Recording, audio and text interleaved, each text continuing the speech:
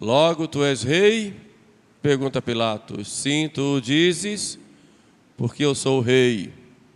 Para isso nasci, para isso vim ao mundo. E Jesus, então, nesse interrogatório de Pilatos, durante aquele grande processo, que depois o levou à morte, Jesus proclama a sua realeza. Falar de Cristo Rei pode ser algo incompreensível nos tempos modernos. Nós pouco ouvimos falar de rei, né? Nós tivemos aqui um império, tínhamos um imperador, depois temos mais de 100 anos de república, e talvez seja difícil para nós compreender um pouco o que seja um rei, até porque quando ouvimos falar de rei, vemos falar de rei em contos de fadas, ou em novelas ou filmes de época, que tratam o rei como uma figura ridicularizada, corrompida ou brincalhona, de modo que para nós entender um pouco o que significa ser rei, fica algo meio que no abstrato. Mas é uma realidade, né? Cristo é rei, que tem todo o poder, todo o poder. Ele foi prometido já como rei. Quando Maria recebe a anunciação do anjo, o anjo lhe diz: ele reinará eternamente na casa de Jacó, receberá o trono de Davi seu pai, e o seu reino não terá fim. Quando os magos veem a estrela no Oriente, vão rapidamente para Jerusalém, para perguntar a Jerusalém onde está o rei dos judeus. Vimos a sua estrela no Oriente e viemos adorá-lo. E chegando lá à casa onde estava Jesus, diante de uma criança, eles se prostram, e prostrando-se o adoraram, e como rei ofereceram os seus presentes, ouro, incenso e mirra. E voltando para suas terras por outro caminho, Herodes, se sentindo enganado pelos magos, com muita raiva, ele vai então para matar o rei, porque ele era um rei que tinha usurpado o trono através de manobras políticas em Roma, e ele sabia que ele não era o rei por direito, e ali estava o rei verdadeiro, e ele então quer matar o menino, e faz toda aquela matança em Belém, nos arredores, para matar o rei, porque sabia. E depois vamos ver, Jesus Cristo, quando começa a pregação, fala desse reino. Convertei-vos, porque o reino de Deus está próximo. E vai sempre falando do reino, e quando nos ensina a rezar, nos diz que rezem, venha a nós o vosso reino. E em diversos momentos compara o seu reino como uma pérola preciosa, que quando alguém encontra, vai, vende tudo que tem, compra aquela pérola. É um reino de grande valor. É como um tesouro escondido no campo. Quem encontra, vai, vende tudo que tem e compra aquele campo. Ou seja, esse reino, ele vale a pena entrar nele e tê-lo na própria vida. Vale a pena deixar tudo para estar nesse reino e viver nesse reino e ter esse reino até dentro de si, porque o reino também tem o sentido do próprio Jesus Cristo, que não só é rei, mas o reino é também ele próprio. E Jesus compara esse reino a uma rede lançada ao mar, que colhe toda espécie de peixes, que é um reino que se espalha e que vem muita gente, boa e má. É um reino como um campo, onde se semeia boa semente, e depois vem o inimigo e semeia má semente, e crescem juntas aquelas plantas boas e ruins, porque esse reino tem pessoas boas e pessoas que precisam se converter. Esse reino é como uma vinha, para a qual o rei chama operários, e depois dá o salário, dá a recompensa. E reino como uma cidade situada sobre um monte, para atrair a todos. Assim é o reino. E Jesus fala muitas vezes desse reino. E quando chega aos apóstolos, diz: foi do agrado do Pai dar-vos o seu reino. Por isso, não temais, pequenino rebanho. E assim fala do reino. Ele é rei. E quando chega o momento dele partir, e na sua ascensão, ele declara de modo notório: todo poder me foi dado no céu e na terra. Todo poder, porque ele é rei. Ide pelo mundo inteiro e pregai o evangelho a toda criatura. Fazei de todos os discípulos meus. Chamai a todos os homens para participar deste reino. Ele é rei. Tem todo o poder. E tem todo o poder porque é filho de Deus. Filho de Deus Criador. Tem todo o poder porque Ele nos comprou com o seu sangue, nos resgatou. Tem todo o poder porque o Pai lhe deu a primazia. Ele é o primogênito de toda criatura. Tem todo o poder porque Ele é o homem por excelência. Sendo Deus, assumiu a natureza humana, então é o homem ideal, é o maior. Tem o poder porque é o pontífice, é a ponte entre Deus e os homens. Por isso ele é rei. Mas como é esse reino de Jesus? Poderíamos achar que é um reino como os reinos do mundo. Um reino que se sustenta por canhões, por bombas. Um reino que recebe a sua força no poder bélico ou no poder do dinheiro. Não. O meu reino não é deste mundo. Quer dizer, o meu reino não tem a sua força originada neste mundo. O meu reino não é reino por aclamação, porque houve uma eleição e eu fui escolhido rei. Ou não receba as forças deste mundo para me sustentar, e não. Mas este reino é para este mundo, e já começa neste mundo, e tem a sua plenitude na vida eterna. Como é esse reino? Esse reino de Cristo é um reino que tem como trono a cruz. É um reino de justiça, mas é um reino de amor. O trono é a cruz, e o cetro é a caridade, é o amor.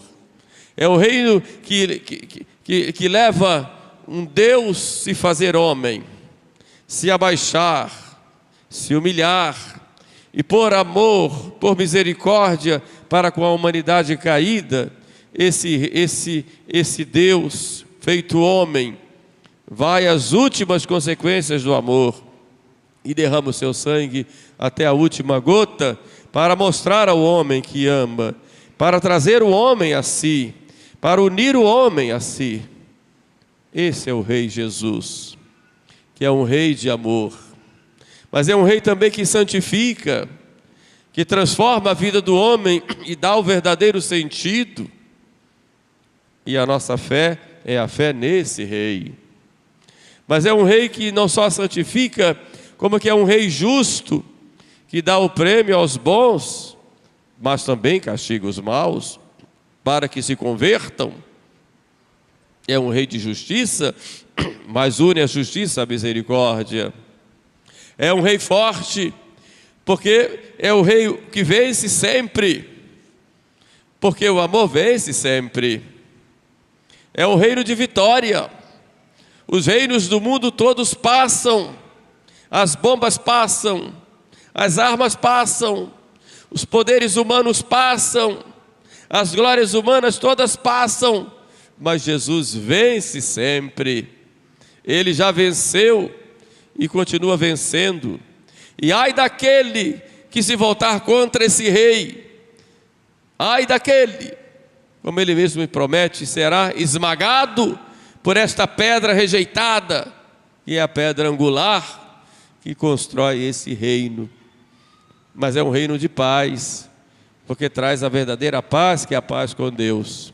É um reino de vida, porque nos transforma e nos tira da morte, do pecado, e nos dá a vida da graça. E é um reino de amor, porque transforma a humanidade com Deus, no seu relacionamento com Deus e faz a humanidade se unir entre si. É o único capaz de criar unidade em todos os homens, entre todos os homens. O único capaz. Uma unidade que vai além de tratados internacionais, que vai além da vontade humana, porque é o único capaz de ir lá dentro do coração do homem e transformar. Este é o Rei Jesus, que não oprime, que nos eleva, que nos sustenta, que nos pega nos braços e nos dá o verdadeiro sentido da vida. Este é o Rei Jesus. Mas há tantos inimigos desse Rei, e sobretudo nos últimos tempos, vemos um verdadeiro ódio a Jesus, com ideologias feitas, criadas contra esse Rei. E uma delas é o laicismo. Não queremos que Ele reine sobre nós, o laicismo diz. Não queremos esse reino. Não queremos uma sociedade com Deus. E a religião pode até ser tolerada, mas deve ficar guardada dentro da cabeça de cada um ou dentro das igrejas. Não pode sair. Não se pode falar de Deus na sociedade. Não se pode justificar as leis baseando-se na lei de Deus. Tem que ser tudo separado. Uma educação sem Deus, uma família sem Deus, uma ordem estabelecida sem Deus, uma paz sem Deus, um relacionamento humano sem Deus, uma política sem Deus, uma administração sem Deus. E nós vamos vendo aí as consequências do caos em que se encontra a humanidade quando tira Deus da sua própria realidade. Isso se chama laicismo. Nós somos um país laico, mas na verdade um país laicista. Não se pode ter Deus, não se pode falar nele. Quando se vai fazer uma lei, ele não pode ser nem mencionado, porque somos laicistas. É o inimigo do reino de Cristo, o laicismo. Um outro inimigo é o indiferentismo, porque Cristo é rei, mas Cristo fundou esse reino, e esse reino se chama igreja. Cristo fundou uma igreja. Ele é o único. Não se pode colocar Cristo em pé de igualdade com outros. Não terás outros deuses diante de mim, diz lá o primeiro mandamento. Eu sou o Senhor teu Deus. E pronto.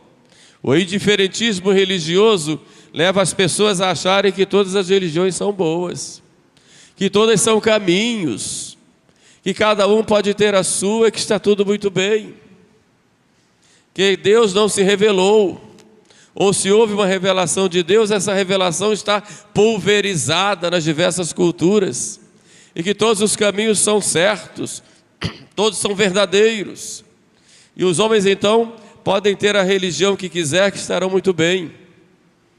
Isso vai contra o reinado de Cristo, que disse: ide pelo mundo inteiro, fazei de todos os discípulos meus, pregai o evangelho a toda criatura. E coloca uma condição: quem crer e for batizado será salvo, quem não crer será condenado. Dizer isso hoje, repetir essas palavras de Jesus, é ser chamado de fundamentalista, intolerante.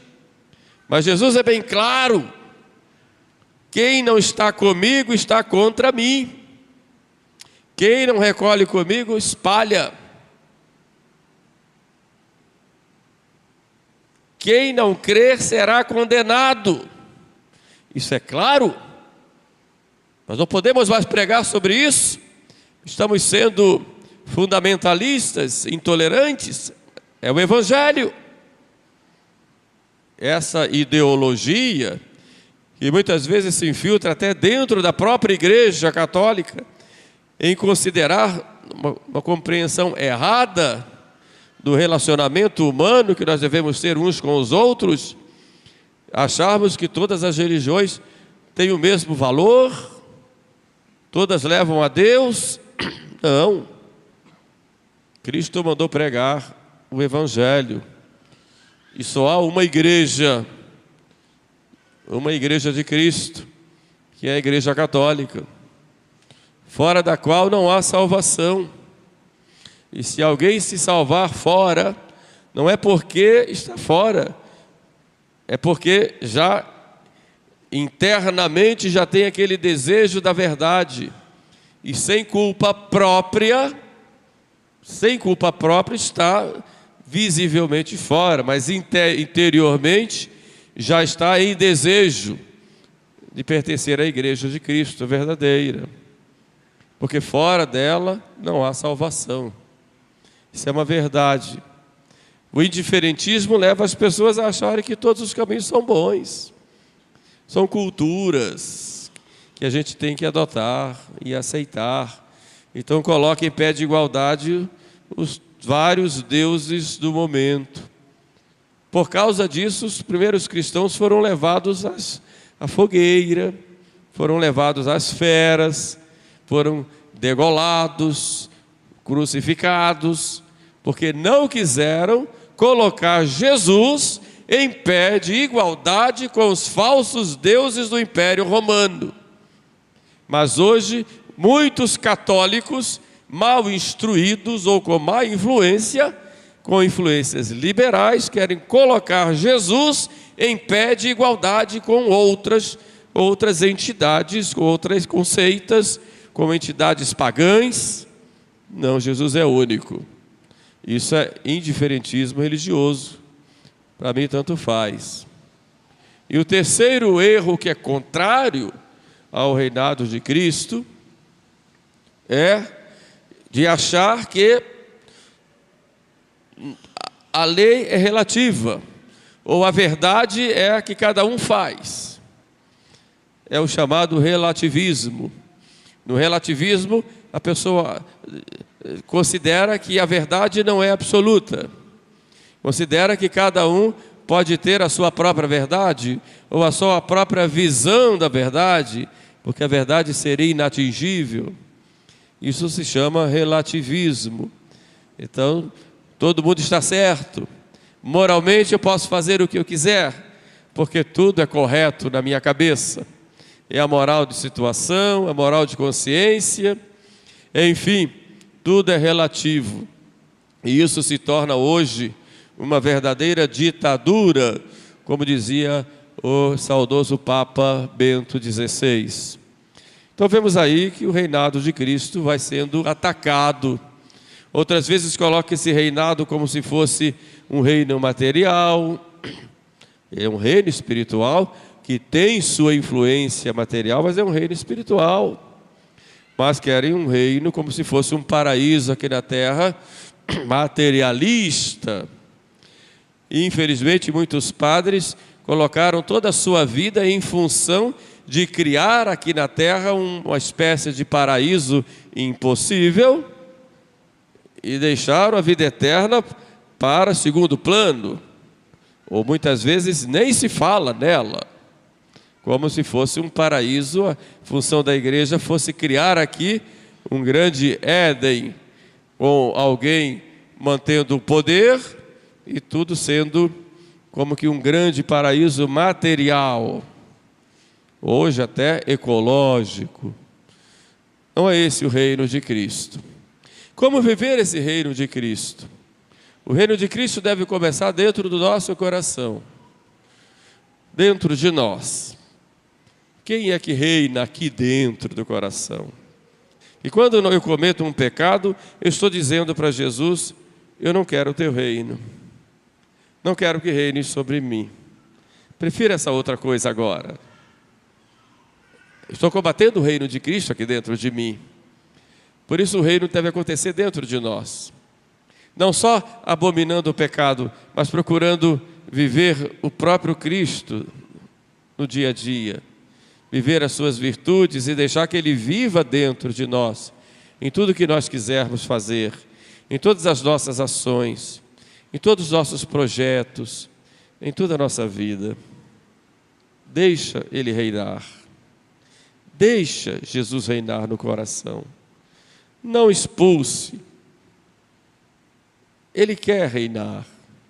É um reino que não oprime. É um rei que ama. É um rei que se doa. É um rei que acolhe. É um rei que perdoa. Deixa Ele reinar no coração.